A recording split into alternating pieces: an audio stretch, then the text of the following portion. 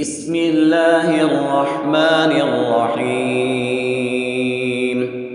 آمن الرسول بما أنزل إليه من ربه والمؤمنون كل آمن بالله وملائكته وكتبه ورسله لا نفرق بين أحد من رسله وقالوا سمعنا وأطعنا غفرانك ربنا وإليك المصير.